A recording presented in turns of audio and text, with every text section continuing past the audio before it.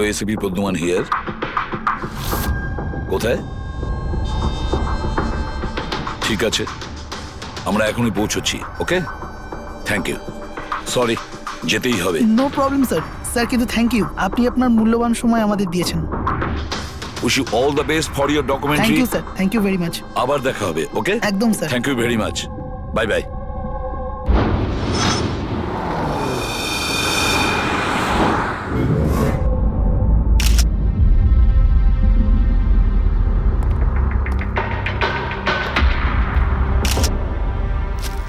নিয়ে যাও। সালুকে দেখে কি মনে হচ্ছে?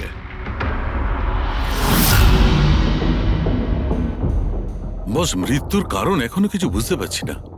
ল্যাবে নিয়ে গিয়ে দেখছি। আর ডক্টর, এই চিহ্ন? হ্যাঁ দয়া, এই যে চেয়ারে বাঁধা ছিল দড়ি দিয়ে, তারই চিহ্ন এটা। বস, আমি যাচ্ছি, ল্যাবে গিয়ে চেক করছি।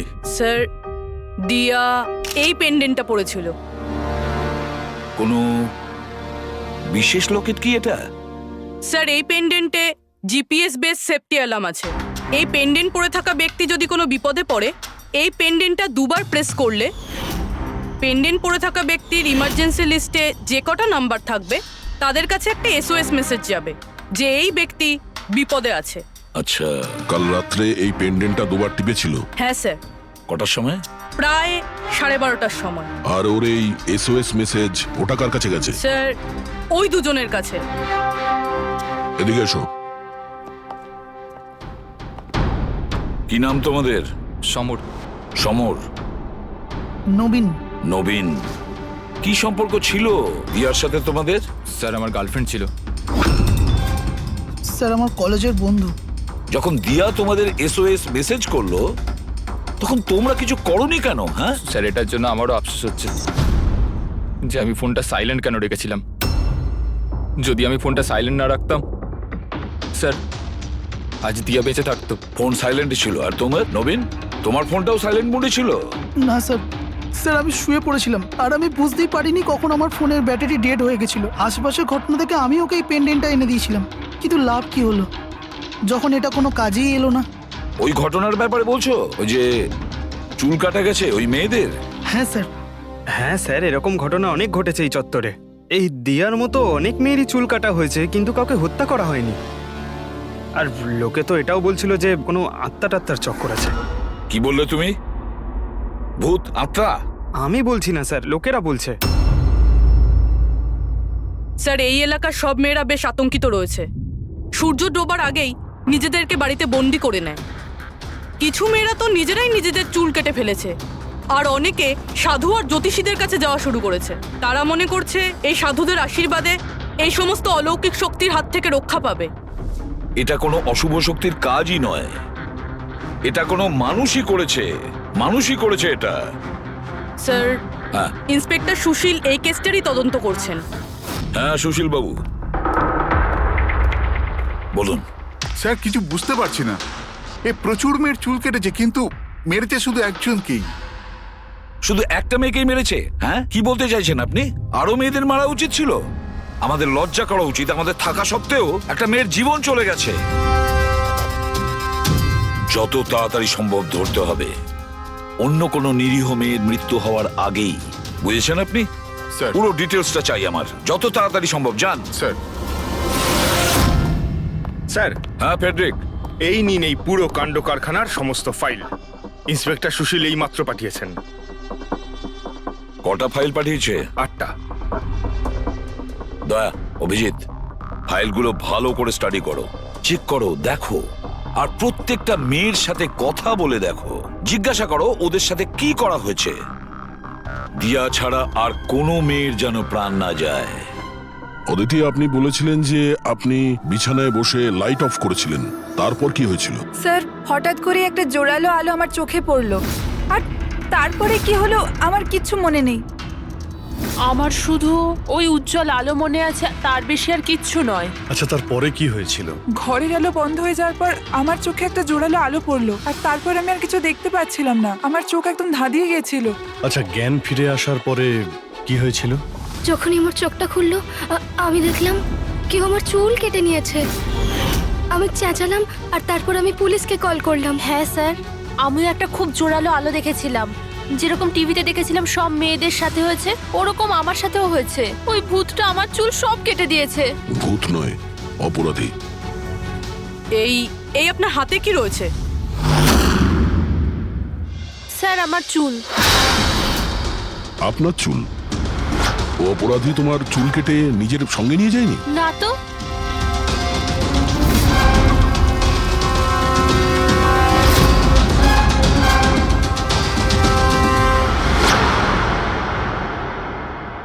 অদ্ভুত একটা ব্যাপার, এই আসামি যে যে মেয়ের চুল কেটেছে সেই চুলগুলো নিজের সঙ্গে নিয়ে গেছে, কিন্তু এই 4টে মেয়ের চুল কেটে চুলগুলো বাড়িতেই ফেলে গেছে।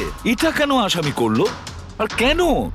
স্যার, হতে পারে যে ওদের ওপর হামলা হয়নি, ওরা এগুলো এই নিউজে দেখেছে, তাই পাবলিসিটির জন্য এমন ভাব দেখাচ্ছে যে ওদের ওপরেই হামলা হয়েছে।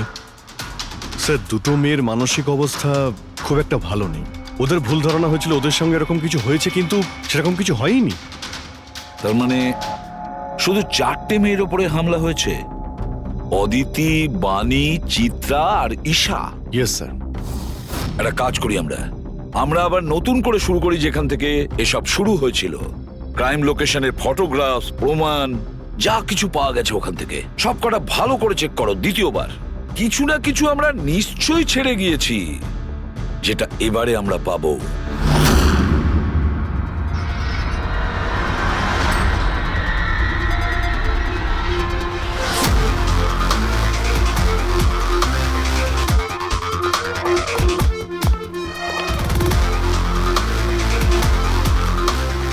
অদিতি, বাণী,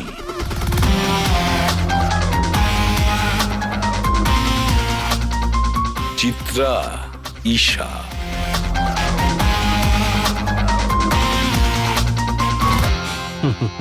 পেয়ে গেছি স্যার। হ্যাঁ স্যার, ঈশার বাড়িতে যে মোমবাতি ছিল তার মধ্যে এই ফিঙ্গারপ্রিন্টটা পেয়েছি। এটা আসামির হতে পারে স্যার। যদি এই ফিঙ্গারপ্রিন্টটা আসামির হয় তাহলে সে খুব ভুল করেছে। অভিজিৎ, আমাদের ক্রিমিনালের ডেটাবেসটা চেক করো, দেখো তো এ কোনো পুরনো পাপি কিনা।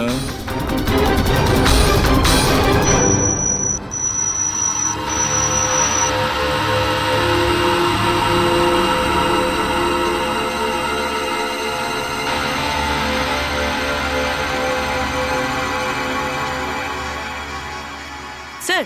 হ্যাঁ বলো। স্যার, এ তো পুরনো পাপি, কিন্তু 17 বছর বয়স। 17 বছরের? হ্যাঁ স্যার, এই 17 বছরের বাচ্চাটা কুনাল। আর কয়েক মাস আগেই মদ খাওয়ার অপরাধে আন্ডারেজ ড্রিঙ্কিং এর জন্য একে গ্রেপ্তার করা হয়েছিল। মাত্র 17 বছরের ছেলে এইসব কাজ করছিল? এটা তো ওর সাথে দেখা করলেই জানা যাবে। এমনিতে তো সিরিয়াল কিলাররা অ্যাডিকশনের মধ্যেই থাকে, নেশা করে, ড্রাগস নেয়। এ থাকে কোথায়? স্যার, এ চুনাপট্টিতে থাকে। চুনাপট্টি? তাহলে আর দেরি কেন, দেখা করে আসো ওর সাথে চুনাপট্টিতে। বিশ্বাসই হচ্ছে না, একটা 17 বছরের ছেলে এইসব কাজ করছে কি করে?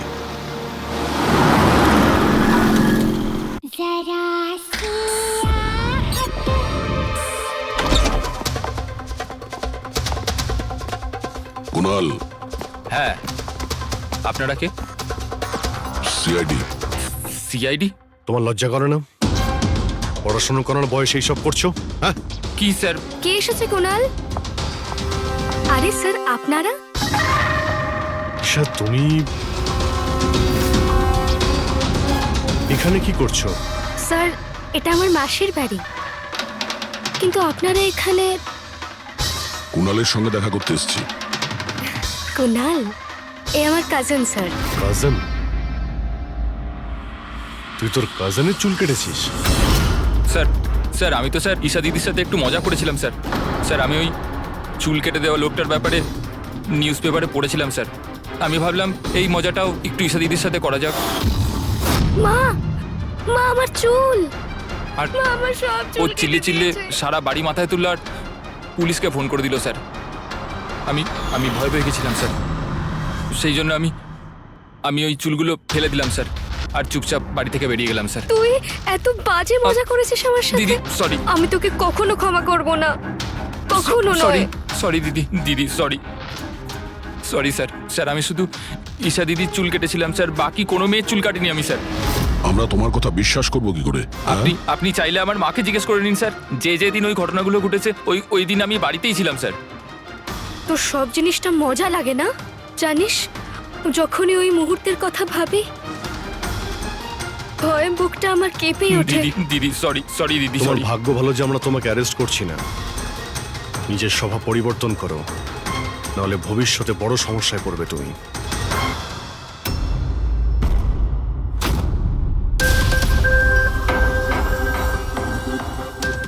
সমস্ত সিরিয়াল কিলার বা সিরিয়াল অ্যাটাকার নিজের ভিকটিমকে একটা প্যাটার্নে চুজ করে। হ্যাঁ ঠিকই বলেছো দয়া। হ্যাঁ এরকমই তো হয়। তোমার মনে আছে তো দয়া ওই কেসটা, যেখানে কিলার 40 থেকে 50 বছরের মাঝে বিজনেসম্যানকে চুজ করেছিল নিজের শিকার করার জন্য? হ্যাঁ স্যার, একটা কেসে স্যার সিরিয়াল কিলাররা তাদেরই টার্গেট করত যাদের কাছে লাল গাড়ি আছে। ঠিক ওই রকমই এই মেয়েগুলোর কেসেও একটা ফিক্সড প্যাটার্ন আছে। স্যার সব মেয়েদেরই বয়স প্রায় 20 থেকে 35-এর মধ্যে। আর এরা সবাই ইন্ডিপেন্ডেন্ট ছিল স্যার, চাকরি করতো আর বাড়িতে একলা থাকতো। সবচেয়ে ইম্পর্টেন্ট কথা, প্রত্যেকের চুল কিন্তু লম্বা ছিল। ছোট চুল আছে এরকম কোনো মেয়েরই চুল কাটা হয়নি। সেটাই তো মেন প্যাটার্ন, লম্বা চুলওয়ালা মেয়েদেরইও বেছে নিত। কিন্তু স্যার এর মধ্যেও কোনো বিশেষ পছন্দের ছিল না ওর। এই বানি আর দিয়া ওদের কোকড়ানো চুল ছিল, অদিতি আর চিত্রা ওদের চুল সোজা ছিল। এই যে সিরিয়াল কিলাররা হয় না স্যার, ওরা স্পেসিফিক হয় নিজের পছন্দের বিষয়ে। হ্যাঁ একটা ব্যাপার কমন, এই সব মেয়েদের পাশেও ক্যান্ডেল রেখে গেছে। হ্যাঁ এই নটটা দয়া, একটা ব্যাপার নোটিস করেছো তুমি? কি হয়েছে স্যার? এই নোটস গুলো দেখো। অদিতি আর চিত্রাকে যেভাবে বেঁধেছিল চেয়ারের উপর, নোটস গুলো দেখো। এখানে এক রকমের নোটস, আর দিয়া আর বাণীকে যেভাবে বেঁধেছিল এই নোটস গুলো একেবারে আলাদা। দয়া, যে নোটস দিয়ে দিয়া আর বাণীকে বাঁধা হয়েছিল এই নট গুলোকে বোলাইন নট বলে। বোলাইন নট যেরকম টাইয়ের হয় না, আর এই নট গুলোকে বলে triple barrel not. Triple barrel not. কেউ কাউকে যদি বাঁধে স্যার, তাহলে তো একই রকম গিট ব্যবহার করবে, কিন্তু ও দু ধরনের গিট ইউজ করেছে। এটা মনে হচ্ছে যে আমাদের ভুল বোঝানোর চেষ্টা করছে, কিংবা এর মানসিক পরিস্থিতি ঠিক নয়, স্কিউজোফেনিক আছে ওর। হ্যাঁ কিন্তু দয়া, সবার আগে আমাদের এটা জানতে হবে ও শিকারগুলো বাছে কি করে আর কখন বেছে নিত, আর ও শিকার বেছে নিত কোন জায়গায়। হয়তো সব মেয়েরা একই অফিসে চাকরি করত, একই জিমে যেত বা একই বিউটি পার্লারে যেত। কোনো না কোনো একটা সূত্র নিশ্চয়ই আছে, আর যেটা এদের সবাইকে এক করে দিয়েছে। কিন্তু কি? স্যার এই দিয়ার বন্ধু সমর আর নবীন, ওদের বক্তব্য যে রাতে দিয়া খুন হয় ওই রাতে ওরা নাকি ডান্ডিয়া খেলতে গেছিল প্রেমাল গ্রাউন্ডে। প্রেমাল গ্রাউন্ড? হ্যাঁ স্যার, চিত্রা ওখানেই গেছিল ডান্ডিয়া খেলতে, যেই রাতে ওর চুল কাটা হয়েছিল। অদিতি আর বাণী, খোঁজ নাও তো পঙ্কজ যে ওরা প্রেমাল গ্রাউন্ডে গিয়েছিল কিনা। হ্যাঁ বস, ওই মেয়েটির মৃত্যু গলা টেপার কারণে হয়েছে। গলা টিপে মারা হয়েছে? স্যার এই হলো তার রিপোর্ট। স্যার, হ্যাঁ স্যার আপনার সন্দেহ ঠিক ছিল স্যার। অদিতি আর বাণী সেই রাতেই ডান্ডিয়া খেলতে গেছিল যে রাতে ঘটনাটা ঘটেছিল। তার মানে হলো দয়া, আসামি প্রেমেল গ্রাউন্ডে যেত ডান্ডিয়া প্রোগ্রামে, আর কোনো লম্বা চুলওয়ালা মেয়েকে ও বেছে নিত নিজের শিকারের জন্য। ওখান থেকে বেরোনোর পর ওকে ফলো করে আর সুযোগ পেয়েই কাজ হাসিল করে নেয়। তাহলে তো একে ধরা কঠিন নয় দয়া। সেটা কি করে স্যার? ফেডরিক, ইঁদুরকে ধরার জন্য তাকে লোভ দেখানো হয়, তারপরে ওকে ট্র্যাপে ধরে ফেলে, আর ব্যাস। ঠিক ওই রকমই শিকার ঠিক ঘুরে ফিরে আসবে প্রেমাল গ্রাউন্ডে ডান্ডিয়া প্রোগ্রামে, আর আমরা তার অপেক্ষা করব। কিন্তু স্যার নবরাত্রি তো শেষ হয়ে গেছে, তাহলে পরের বছরের জন্য ওয়েট করতে হবে। নবরাত্রি শেষ হয়ে গেছে তো কি হয়েছে, ডান্ডিয়ার প্রোগ্রাম আমরা নিজেরা অ্যারেঞ্জ করব, পুরো এরিয়াতে অ্যাডভার্টাইজমেন্ট করব, ব্যানার লাগাবো। আর এইবার আসামির জন্য শিকার আমরা তৈরি করব, আমরা। কিভাবে স্যার? সিম্পল ব্যাপার ফেডরিক। এবারে ডান্ডিয়ার প্রোগ্রামে থাকবে একজন লম্বা কোকড়ানো চুলওয়ালা মেয়ে, আর দ্বিতীয় একটি মেয়েও থাকবে, লম্বা সোজা চুলওয়ালা একটি মেয়ে।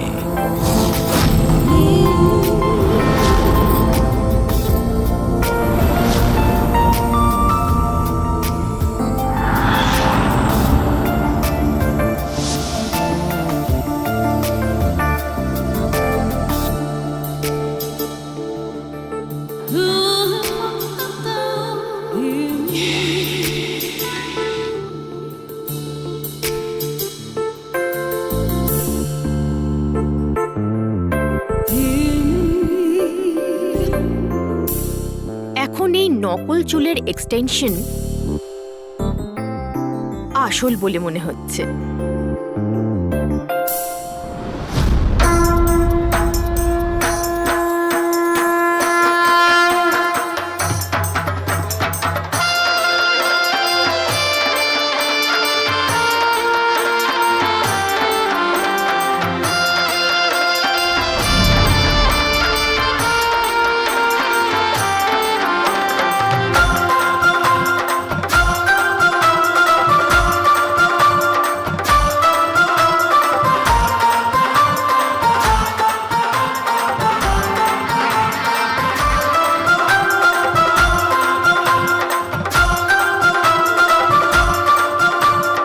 অভিজিৎ, সবকিছু ঠিক আছে?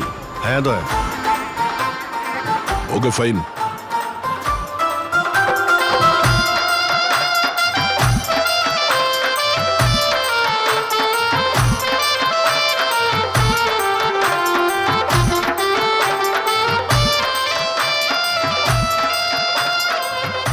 High ma'am. হাই। ওয়াও, আপনি তো খুব সুন্দরী। আপনার মেকআপ খুব সুন্দর হয়েছে। স্পেশালি আপনার কার্লি হেয়ার খুব সুন্দর লাগছে। Thank you. You welcome.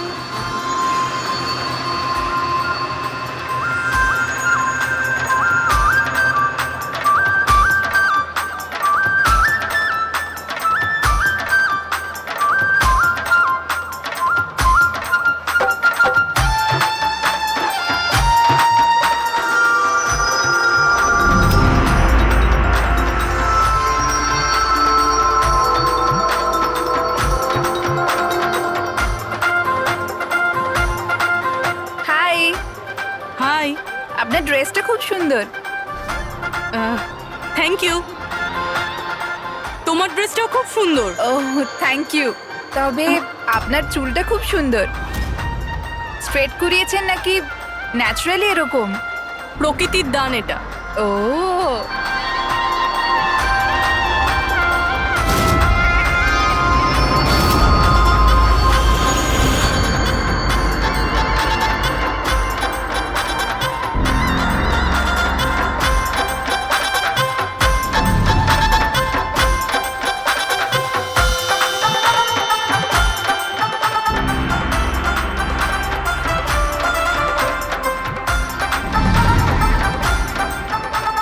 শোনো, আমার পাশে একটা ছেলে ডান্স করছে, একটু গন্ডগোলের মনে হচ্ছে।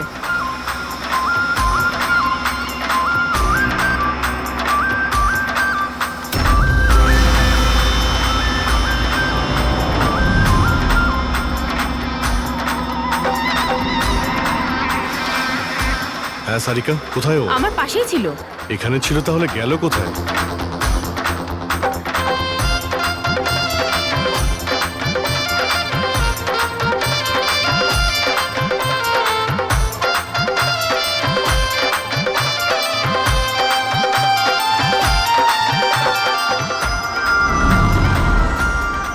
রবি, স্যার। তুমি যাও, আমি তোমার পিছনেই আছি, don't worry. Okay sir.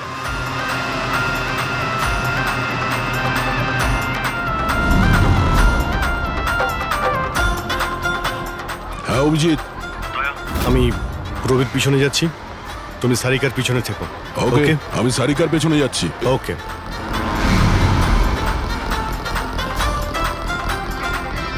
Sarika, হ্যাঁ, আমি তোমার পেছনে যাচ্ছি, তুমি নিশ্চিন্তে যাও। ওকে।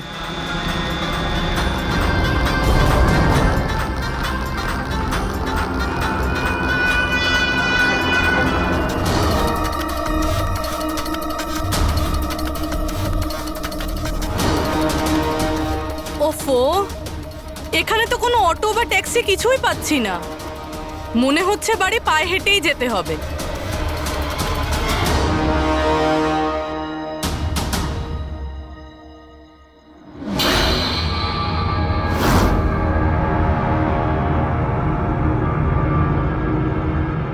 স্যার, কেউ পিছু নিয়েছে নাকি? না, এখনো পর্যন্ত কাউকে দেখতে পেলাম না। তুমি এগিয়ে যাও, যদি কেউ তোমায় ফলো করে।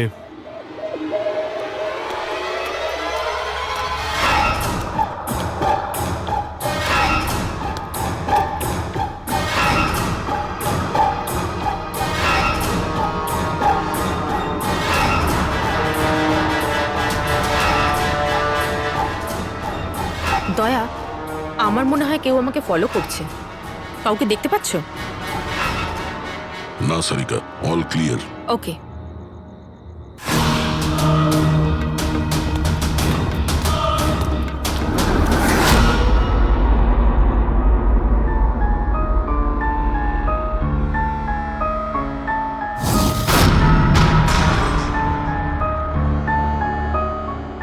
স্যার, সব ঠিক আছে? স্যার হয়তো আজকে অ্যাটাকার ডান্ডিয়া খেলতে আসেইনি, নয়তো স্যার অন্য মেয়ের পিছনে গিয়েছে।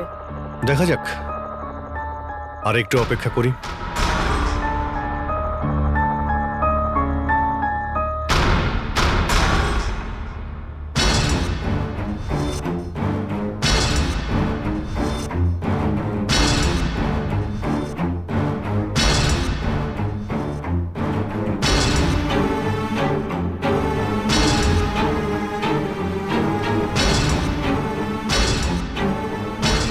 সারিকা, সব ঠিক আছে?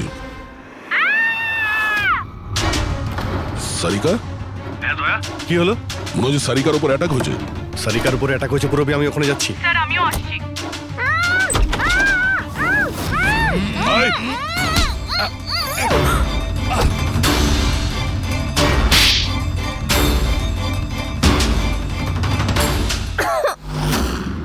ও নো, সারিকা তুমি ঠিক আছো? হ্যাঁ, আমি ঠিক আছি। হট।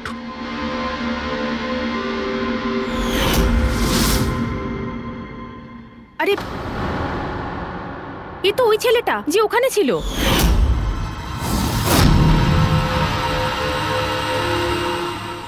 চুল কাটার প্রচুর শখ তোর, হ্যাঁ? তোর জন্য সেলুন খোলাচ্ছি আমরা। বল, দিয়াকে কেন মেরেছিস? না না স্যার, আমি কাউকে মারিনি। কথা বলছিস? না স্যার, আমি কাউকে মারিনি স্যার, সত্যি বলছি। মেয়েদের চুল কাটিস? হ্যাঁ, দেখি কি এসব। সাইনোফোলিমাস? সাইনোফোলেমাস? এটাতে তো মানুষ বড় জোর সেন্সলেস হতে পারে, মরে যেতে পারে না। স্যার, আমি বলেছিলাম তো স্যার, আমি কাউকে মারিনি। আমি শুধু মেয়েদের অজ্ঞান করবার জন্য এটা ব্যবহার করতাম, যাতে করে ওদের চুলগুলো ভালোভাবে কাটতে পারি। দিয়াকে মেরেছিস কিভাবে? হ্যাঁ স্যার, আমি মারিনি স্যার, বিশ্বাস করুন আমি মারিনি।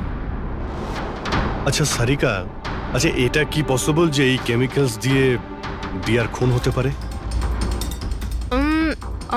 যদি ওর এতে অ্যালার্জি থেকে থাকে তাহলে সেক্ষেত্রে ওর মৃত্যু হতে পারে, আদারওয়াইজ। তাহলে দেখো একবার টেস্ট করে কি জানতে পারা যায়। হ্যাঁ, টেস্ট করে দেখছি। আর তুই চল, তোর বিরুদ্ধে চুল কাটা হবে, চল। আচ্ছা, পুরবি কোথায়? ওর তো এখানে আসার কথা ছিল। পুরবি তো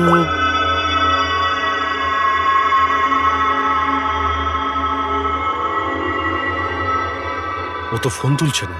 পুরবি ল্যান্ডলাইনে ট্রাই করো।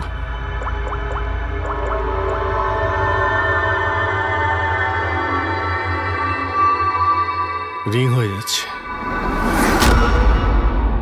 পুরবি,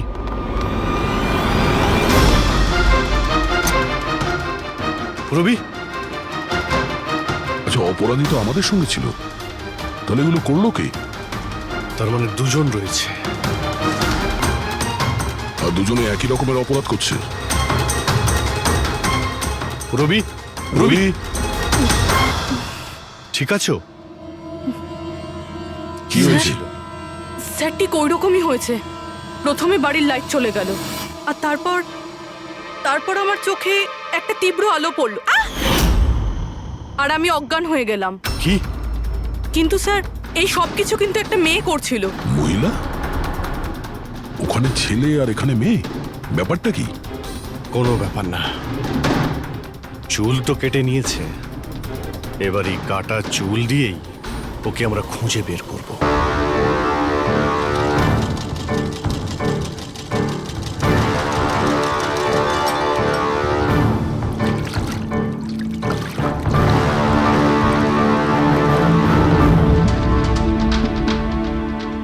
দেখুন সুমন ম্যাডাম, আপনি একটু বেশি ডিমান্ড করছেন। দেখুন গগন বাবু, আপনি যে কাজটা দিয়েছেন না সেটা খুব সোজা নয়, খুবই বিপজ্জনক। আপনাকে আমাদের টাকা বাড়াতেই হবে।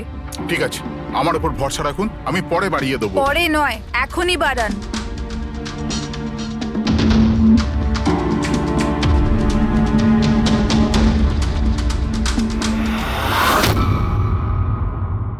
এটা কি গগন স্যার?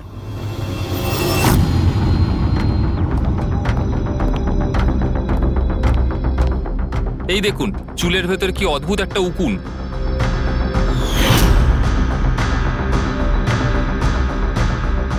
আগে কখনো এরকম উকুন দেখিনি। আর দেখবেও না, কারণ এই উকুনগুলো সিআইডির হয়ে কাজ করে, আর এর নাম হলো মাইক্রোস্কোপিক ট্র্যাকিং ডিভাইস। আর এই জন্যই আমি তোমাকে আমার চুল কাটতে দিয়েছি, যাতে এটার সাহায্যে এখানে পৌঁছতে পারি আর জানতে পারি আসলে ব্যাপারটা কি।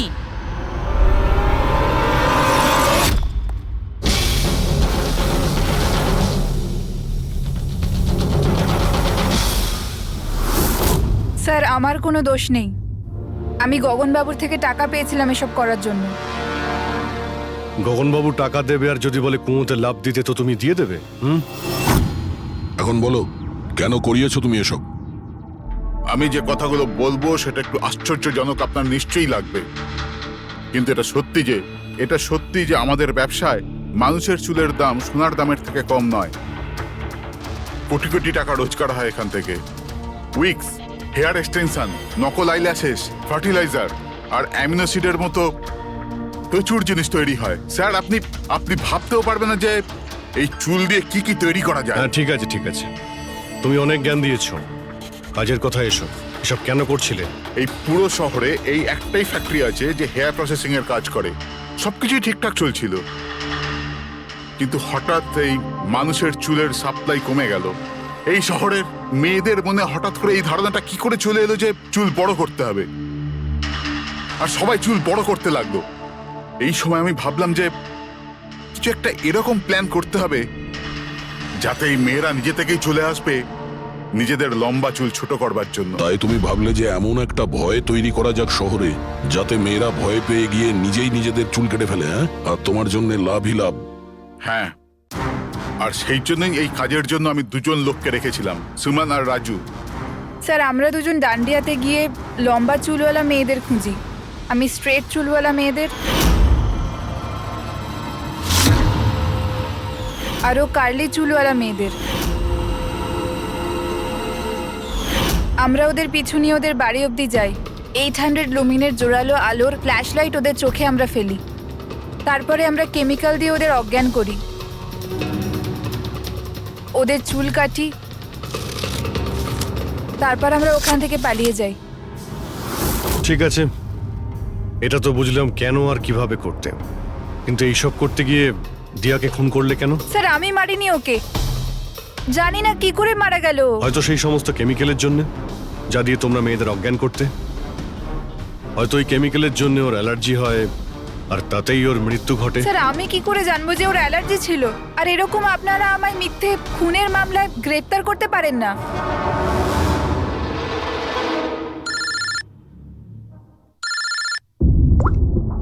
হ্যাঁ, ডক্টর সালুকে। অভিজিৎ, আমি ওই মেয়েটার বডিটা টেস্ট করেছিলাম। ভাই, ওর তো জেলোফলিমাস নামের কেমিক্যালের কোনো অ্যালার্জি নেই। অভিজিৎ, দিয়ার মৃত্যু হয়েছে গলা টেপার কারণে। আরো একটা কথা, আমি ওর ফুসফুসের মধ্যে একটা ফাইবারের টুকরো পেয়েছি, কোনো কাপড়ের ফাইবার। তার মানে এটা পরিষ্কার যে কেউ কোনো কাপড় দিয়ে অথবা কোনো বালিশ দিয়ে ওর মুখটা চেপে ধরেছিল, সেই কারণে ওর নিঃশ্বাস বন্ধ হয়ে গেছে আর মারা গেছে।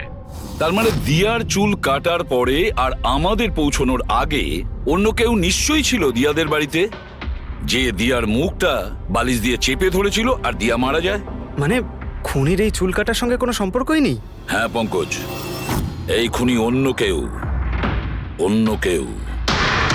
খুনি ওদের দুজনের মধ্যেই কেউ একজন, ওদের দুজনের মধ্যে যাদের দিয়া SOS মেসেজ পাঠিয়েছিল। সমর, তোমার মোবাইল ফোনটা সাইলেন্ট মুডে ছিল, এই জন্য দিয়ার পাঠানো SOS মেসেজ তুমি দেখতে পাওনি। হ্যাঁ স্যার। আর নবীন, তোমার ফোনের ব্যাটারি চলে গেছিল, তাই তো? Right sir. মিথ্যে। স্যার আমরা মিথ্যে কথা কেন বলবো স্যার? তাহলে কি মোবাইল কোম্পানি মিথ্যে কথা বলছে? হ্যাঁ, এটা ওদেরই রিপোর্ট। এই রেকর্ড অনুযায়ী পরিষ্কার বোঝা যাচ্ছে যে তোমরা দুজন তোমাদের বাড়িতে ছিলে না। স্যার আমি আমার বাড়িতেই ছিলাম স্যার। আবার মিথ্যে, মিথ্যে বলছো তুমি। তুমি রাধিকার বাড়িতে ছিলে, রাধিকার বাড়িতে। রাধিকা? স্যার আমি কোনো রাধিকাকে চিনি সেই না। রাধিকা তোমার দ্বিতীয় গার্লফ্রেন্ড, যার জন্য তুমি দিয়ার সঙ্গে ব্রেকআপ করতে চাইছিলে। ওহো, আমরা কি করে জানতে পারলাম? সেটা আসলে এই ডায়েরির জন্য, দিয়ার পার্সোনাল ডায়েরি। চিনতে পারলে? এর মধ্যে ওর সব কথা লেখা রয়েছে। তোমায় খুব ভালোবাসতো, তাই না? অতটাই ভালোবাসতো যতটা নবীন ভালোবাসতো দিয়াকে। কি? নবীন তুই দিয়াকে ভালোবাসতিস? হ্যাঁ, এত ভালোবাসতো যে সবসময় দিয়ার সিকিউরিটির কথা চিন্তা করতো, আর সেই কারণেই ও ওকে এই পেন্ডেন্ট এনে দিয়েছিল। আর SOS মেসেজ পাওয়ার পরে ও খুব তাড়াতাড়ি ওর বাড়িতে পৌঁছেছিল। তো নবীন সেই রাতে কি হয়েছিল সেটা তুমি বলবে নাকি আমরা বলবো? স্যার ওই রাতে দিয়া দিয়া দিয়া দিয়া ওঠো, দিয়া জল, দিয়া দিয়া দিয়া ওঠো, দিয়া দিয়া তুমি ঠিক আছো? দিয়া, এসব কে করেছে? তোমাকে কে বেঁধেছে? সমর কোথায়? কি বললে তুমি? সমর কোথায়? আমি আমার সব কাজ ছেড়ে তোমার কাছে ছুটে চলে এলাম, আর তুমি এখন বলছো সমর কোথায়? SOS মেসেজ তো ও পেয়েছে, তাহলে ও সাহায্য করতে কেন এলো না যখন তোমার ওকে সব থেকে বেশি প্রয়োজন? দিয়া শোনো, যদি এই দুনিয়ার সব থেকে বেশি কেউ তোমায় ভালোবাসে, তবে শুধু সেটা আমি, আর কেউ নয়, সমরও নয়। নবীন, আমি তোমার ভাবনাকে সম্মান করি, কিন্তু আমি তোমাকে ভালোবাসি না। প্লিজ এইসব ছাড়ো, আর প্রথমে আমাকে খোলো আর পুলিশকে ডাকো। মনে হচ্ছে কেউ আমার চুল কেটে দিয়েছে। কেটে যাওয়া চুল তো আর ফেরত পাবে না, কিন্তু ভেঙে যাওয়া হৃদয় দ্বিতীয়বার আর জুটতে পারে না। নবীন, নবীন কোথায় যাচ্ছো? নবীন, কি করছো নবীন? নবীন, নবীন! যদি আমি দিয়াকে এত না ভালোবাসতাম, তাহলে আমি হয়তো ওর প্রাণও নিতাম না। ভালোবাসা, যাকে তুমি ভালোবাসা বলছো সেটা ভালোবাসা নয়, স্বার্থপরতা। যদি তুমি দিয়াকে সত্যিই ভালোবাসতে, তাহলে ওর খুশিটাকেই তুমি নিজের খুশি মনে করে নিতে, কিন্তু না, তুমি শুধুমাত্র ওকে পেতে চেয়েছিলে, ব্যাস। নিজের ভালোবাসা বাঁচাতে সবাই নিজের প্রাণ পর্যন্ত দিয়ে দেয়। ভালোবাসার গলা টেপে না, ভালোবাসার মিথ্যে নাটকে তোমাকে খুনি তৈরি করেছে। নিজেরই ভালোবাসাকে তুমি খুন করে দিয়েছো, মেরে ফেলেছো দিয়াকে। তোমার হয়তো ফাঁসিই হবে।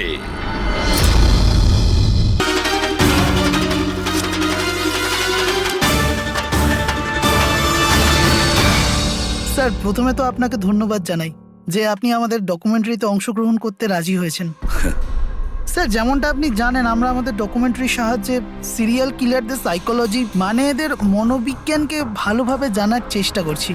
স্যার, তাহলে আপনি এ ব্যাপারে কি বলবেন? দেখুন, সিরিয়াল কিলার একজন বিশেষ ধরনের অপরাধী, বিপজ্জনক অপরাধী। এমনি সাধারণ আসামিরা, ওদের কাছে কোনো মোটিভ থাকে, কোনো কারণ থাকে খুন করার জন্য, কিন্তু সিরিয়াল কিলার না, ওদের কাছে কোনো মোটিভ নেই, শুধু নিজেদের শখ পূরণ বা এন্টারটেইনমেন্টের জন্য খুন করে। ওরা প্রায় লোকেদের ওপরে বা পরিস্থিতিকে নিজের গ্রিপে রাখার চেষ্টা করে, আর তাছাড়া নিজেদের সিরিয়াল কিলিং ওষুধের ওপরেও অ্যাপ্লাই করে দেখে, তারপরে মানুষের ওপরে। আচ্ছা, এটা কখনো বলা যায় না যে ও কাকে বা কোন কোন লোককে নিজের শিকার তৈরি করবে। সে ছেলেও হতে পারে, মেয়েও হতে পারে, সে এজেড বা ইয়াংও হতে পারে।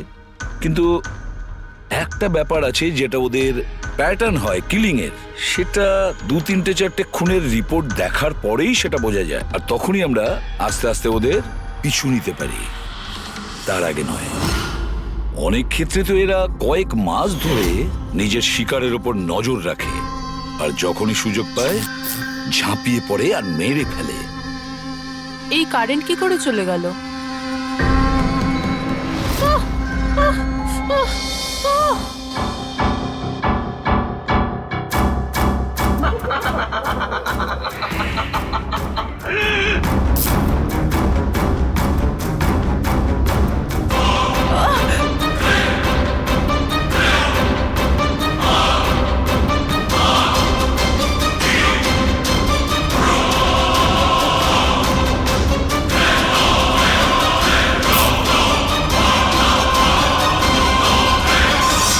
ওহ গড, এই কারেন্টটা এখনই যাওয়ার ছিল।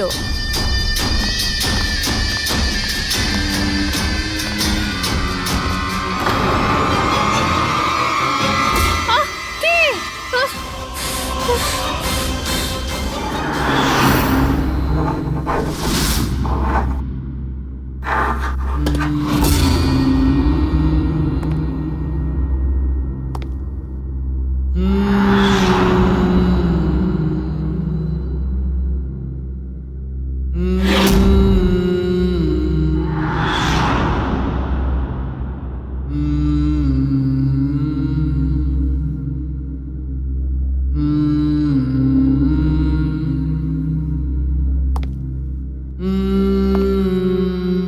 অনেকবার দেখা গেছে খুনিরা ভিকটিমের জিনিসও সঙ্গে নিয়ে গেছে। ভিকটিমকে খুন করার পরে হয়তো নিজের জয়ের মেডেল ভেবে। যে কোনো জিনিসই হতে পারে, কোনো মহিলার ঝুমকো দুলও হতে পারে, বা আংটিও হতে পারে, আবার কোনো নখও হতে পারে, এমনকি ভিকটিমের চুলও হতে পারে, মাথার চুলও।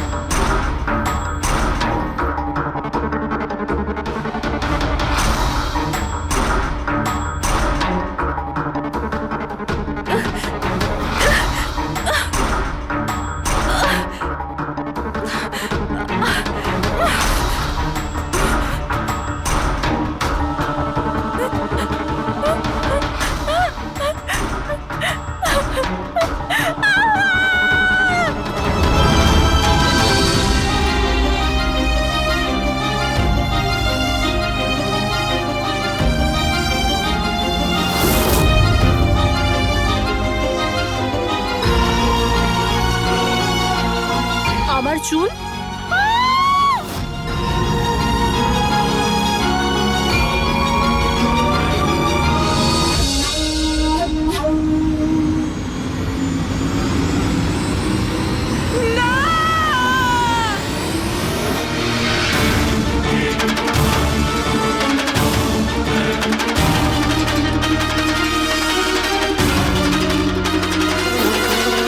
সিরিয়াল কিলার্স এরা সবসময়ই একা থাকতে পছন্দ করে। ওদের কোনো বন্ধু হয় না, তাই অন্যদেরকে, এমন লোকেদেরকে এড়িয়ে চলতে হবে যাদের হাব ভাব বা চাল চলনে একটু অন্যরকম কিছু অদ্ভুত ধরনের আচরণ দেখা যায়। তা সত্ত্বেও ব্যাপারটা হলো, সিরিয়াল কিলার থেকে বাঁচতে হলে আমাদেরকে সাবধানে থাকতে হবে। সত্যি সাবধানতার প্রয়োজন।